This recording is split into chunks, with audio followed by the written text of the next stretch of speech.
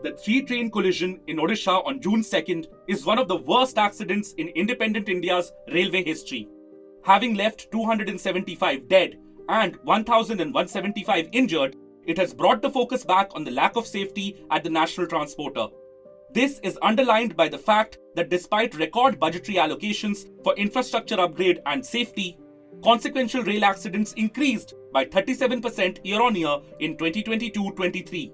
The only saving grace was that many of these accidents involved goods trains, with most not reporting casualties.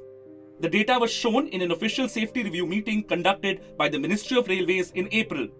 There were 48 consequential train accidents in FY23 as compared to 35 in the previous fiscal year. Besides an alarming 35 incidents of signal passed at danger. There were 162 non-consequential train accidents last fiscal as compared to 208 in FY22. Poor rolling stock maintenance, lack of pointsmen and long working hours of crew in several railway zones were found to be key factors leading to the increase in accidents. A train accident is considered consequential if one or more of the following scenarios applies. There's total communications failure for over 3 hours after the accident, partial failure for 6 hours, value of damages crosses 2 crore rupees, and loss of life. Now, let's move to how the railways maintains both passenger and non-passenger safety. Most expenditure on safety is undertaken through the detailed budget allocations under specific sections. Expenditure from the Rashtriya Rail Sanraksha Kosh and Railway Safety Fund are used for one-time or special safety works, claim experts. So, how does the planned expenditure of the railways on various aspects of safety stack up? Buoyed by record budgetary support, most expenditure on works saw an increase in FY24. The signalling and telecom budget saw a massive 73% increase from the revised estimates of FY23. However, it is important to note that much of this increase could be attributed to the commissioning of Kavach anti-collision system, which is a new expenditure for the railways, explaining the disproportionate rise in the S&T budget. Meanwhile, track renewal works were taken up at a rapid pace, as the revised estimates show an upward revision of 15%. This amount saw a further upward revision in FY24 budget. But the FY23 budget estimate itself had a major decline in allocation towards track renewals as compared to FY22 actuals. Across the board, budgetary allocation towards passenger and non-passenger safety increased by 20% between the FY23 revised estimates and FY24 budget estimates. So, safety work appears to be in progress across all fronts. But which safety segment requires the most attention and effort? Mainly, I feel that the area where we are lagging is track renewal. Rolling stock, overjet rolling stock we are not having. Signaling, we have almost 100% switched over to coral light signaling and electronic interlocking. But the areas of maintenance are mainly there in track renewals. There are European, signaling system. One is called European norms, EN, which incorporates coach-like thing also. We should also think of cab signaling. That means the driver knows the signal aspects right by looking at the dashboard in the cab. As of 2022, there were 19 railway zones in India. The Southeastern Railway Zone is where the latest accident took place.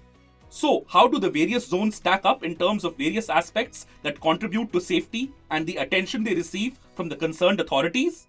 The old middle gauge railways, which today consist of Northwest Railway, Northeastern Railway, Northeast Frontier Railway, Southwest Railway, these railways were having mainly predominantly middle gauge sections, and they were hurriedly converted into broad gauge, retaining the old bridges, old alignments, old curves. So these are the railways which have issues with the track alignments, old bridges, predominantly, as compared to the other railways like Central Railway and Northern Railway, which were predominantly broad gauge from the beginning. So the railways, wherever the major gauge conversion have taken place, they lag behind in the track geometry. See, Indian Railways, largest traffic carried is on the Golden Quadrilateral. On those entire Golden Quadrilateral system and included zones, whatever is required on priority is being done and will always be done. It is outside those zones, which will mean North Frontier Railway, maybe parts of Southern Railway, parts of South Central Railway.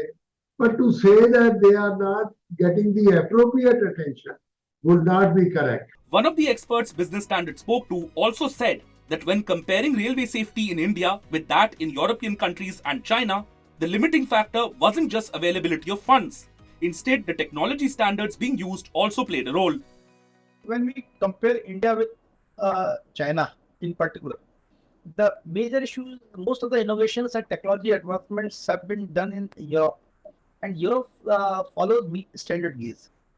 Fortunately for China, they also have the standard gauge. So for them, it was easy to adopt technology from Europe. They could simply copy it. While in case of India, all the technologies have to be redrafted, reconverted to broad gauge to suit the broad gauge thing. The average speed level of Europe and China is much higher than ours, and there the expenditure accordingly on signaling and other is many times more than what is our budget. Ultimately, the recent decades have seen several policy and fiscal changes in terms of railway safety. However, the scale and size of the organization called Indian Railways requires significant time and oversight mechanisms for the changes to trickle down to its roots. If you like this video, share it and subscribe to Business Standard. For more news, views and insights, log on to www.business-standard.com. Do also follow us on YouTube, Twitter, Facebook, Instagram, Telegram and LinkedIn. He's moving from employee to employer. Business Standard.